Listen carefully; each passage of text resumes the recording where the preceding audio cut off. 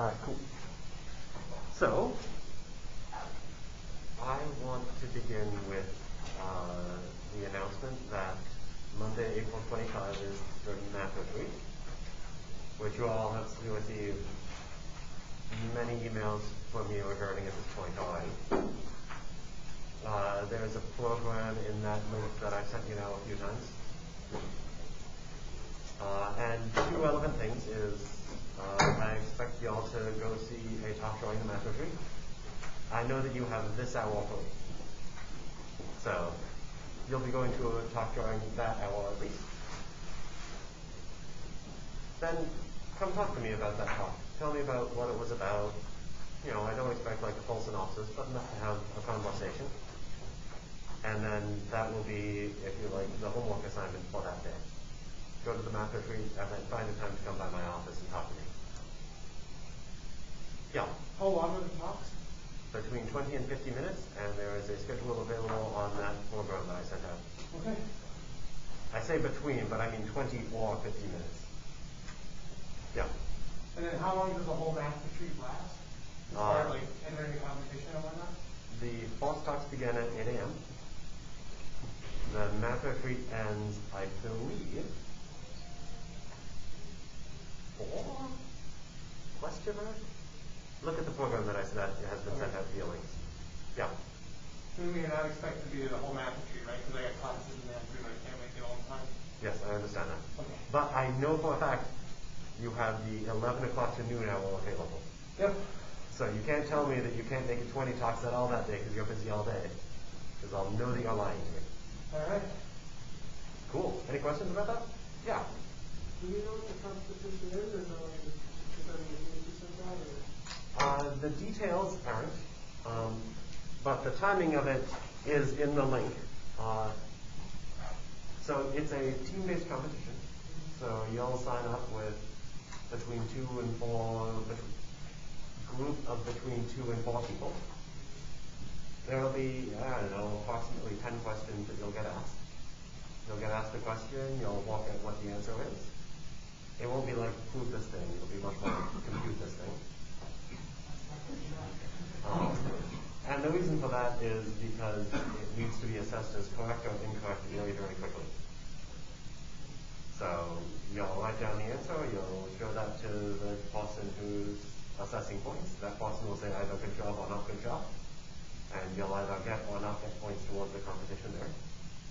And then based on how you do in the competition and that arbitrary scale that I sent out via that email, you'll get some amount of challenge problem points. Lovely. So it's definitely not something I expect you to prepare for. I expect you to show up and have a pretty okay time. Yeah. If we are presenting at the Math Retreat, should we still come by your office and like talk about stuff? Yeah, but don't tell me about your talk. Okay. Tell me about someone else's talk. Yep. I know that you're going to be at your talk.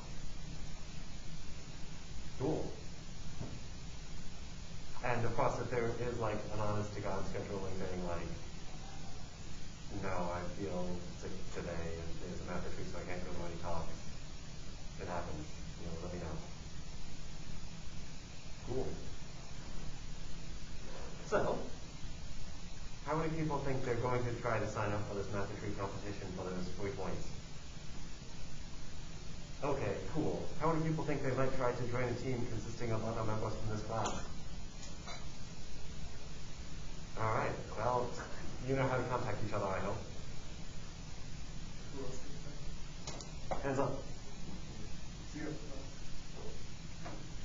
How long is the competition? Like an hour. When does it last?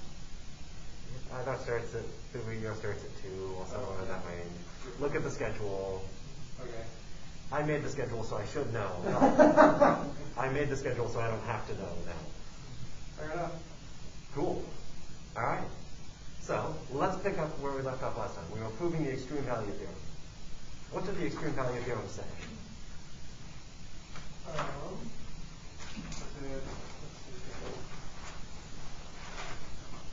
Let I equal the closed bounded interval from A to B be a closed bounded interval, and f of the suprema and wait no, and f wait a function of I to real numbers be a continuous function, then the supremum of f of I is in f of I, and the infimum of f of I is in f of I. Alright, and as is my habit, I will only do things for the soup.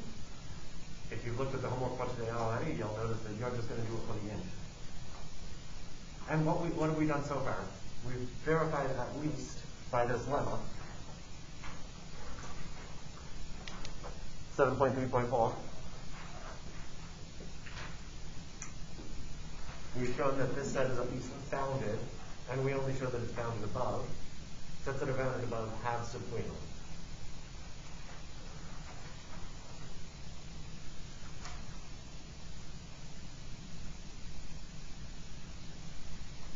So the subplenum exists by this lemma.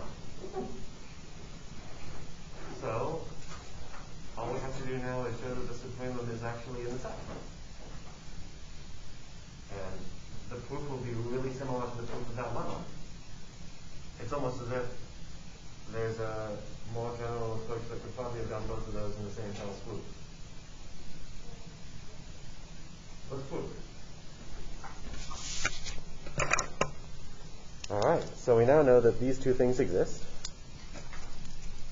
Or at least we know that this one exists. We know that one exists in that the same proof should walk. Yeah? I'm missing just like a chunk on page 155, like the Yeah, I mean, I did skip it. This is saying that, so here's the point of this exercise. Like there's this assumption that I is a closed bounded interval. That assumption is necessary.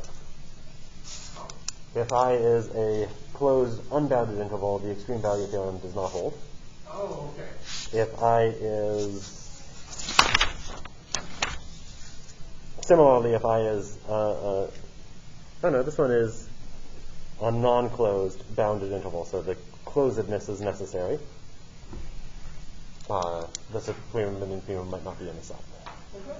They might not even exist. So,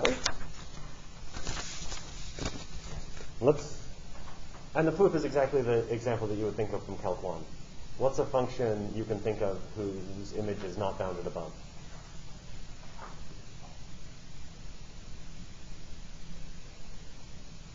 The exponential? Sure. Like the something? Yeah. So e to the x, the soup won't even exist if you try to think about e to the x on the whole real line. So the EVT can't possibly happen. Cool. All right. So let's prove that the suprema are actually in the set. So here's what the strategy is going to be. Let's start with the assumptions. Let A less than B be an I. Let I be equal from A to B. Let F be continuous on I. By lambda 3.7.4, what have we proven?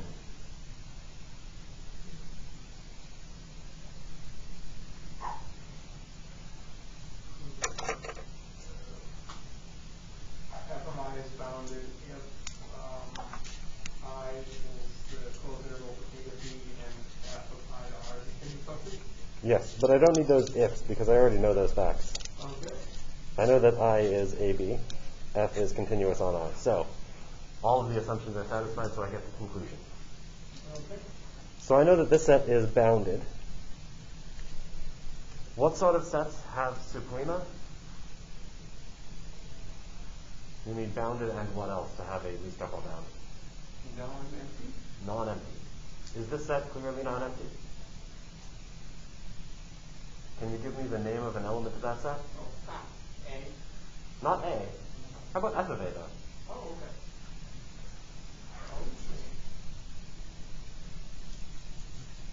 So maybe I'll add a little parenthetical here.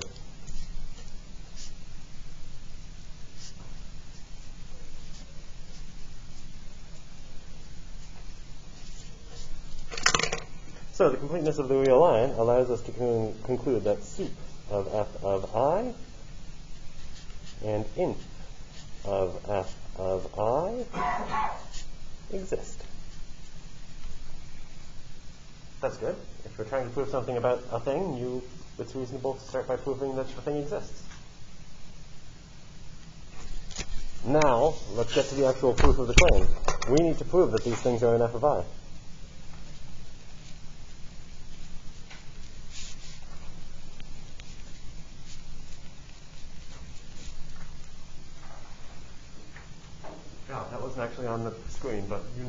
well, we need to prove that those things are in f of I.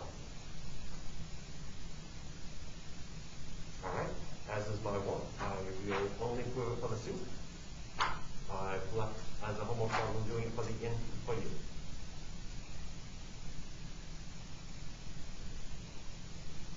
So here's the strategy I'm going to follow. I'm going to try to find a sequence of things that converge, sequence of output values that converge to the supremum. So maybe I'll draw a picture on the board of how the proof is supposed to go.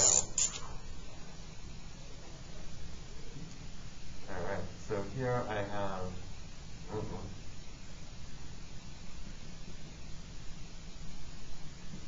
f of I. And there's the least upper bound of f of I. I need to show that that thing is actually an f of I. So do you remember the reformulation of the supremum that had some epsilons involved in it? So we have what? So here's the way to remember it. So if I take a really small positive number epsilon, call this s. There's s minus epsilon. Could that possibly be an upper bound? No. And I want to build a sequence, so maybe I'll take a sequence worth of s minus epsilons. What's your favorite sequence of epsilons that converges to 0 and is always positive? 1 over n. Cool. Maybe it's 1 over 2 to the end, but 1 over n is good. So should I be able to find something in f of I which is bigger than that? Yes. Yes. So I can find some y sub n in that range. So that'll give me a sequence of output values that seem to that get really close to f of I. Those will correspond to a sequence of input values in I.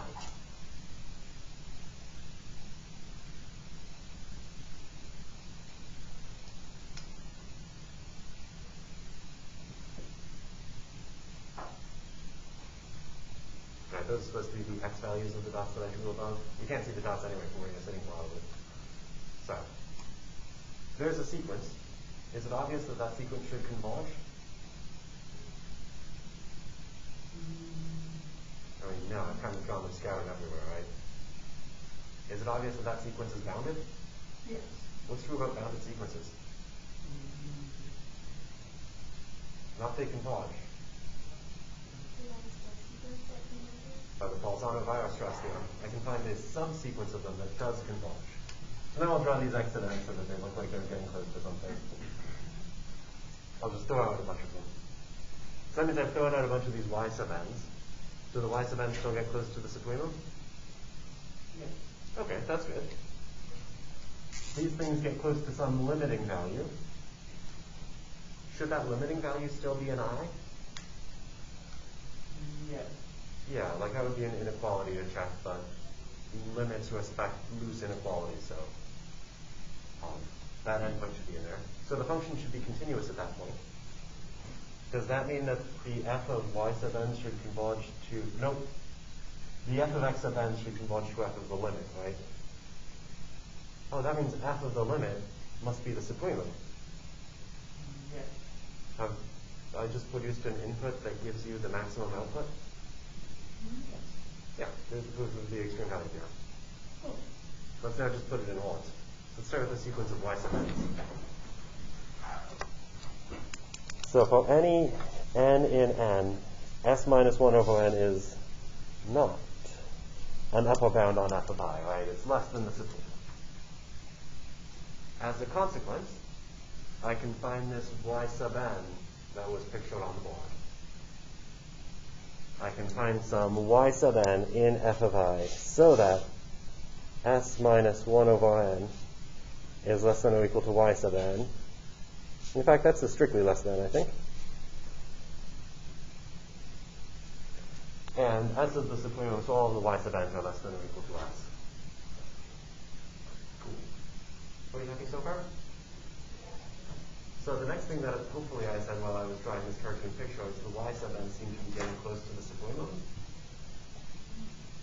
Out of that inequality, if you want to compute the limit of y sub n, how would you? Yeah. It says squeeze theorem on there, so it makes me think that we know that probably on the left-hand side it's going to s. Yes. Is that clear? Does 1 over n go to 0? Yeah. Does s minus 1 over n go to s? Yeah. Does the thing on the right-hand side converge to s? Yeah. Cool. By the squeeze theorem, we conclude that limit of y sub n equals s. I notice I don't even have to write those details. As soon as you say by the squeeze theorem, someone knows what they need to check to verify that. And the thing you need to check is pretty obvious.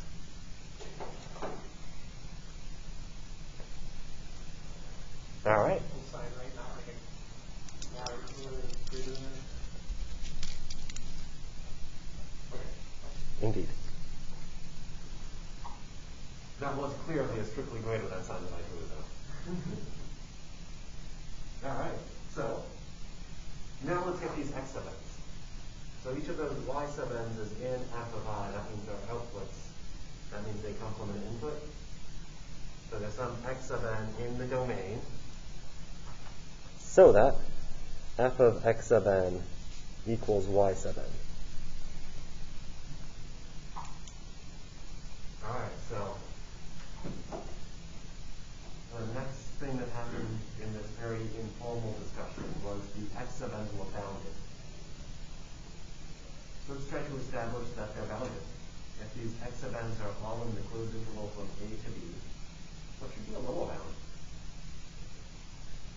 A. And an upper bound? B. Yeah, right? That's what it means to be in the closed interval from a to b. So, since x sub n is in I, which is by definition the closed interval from a to b,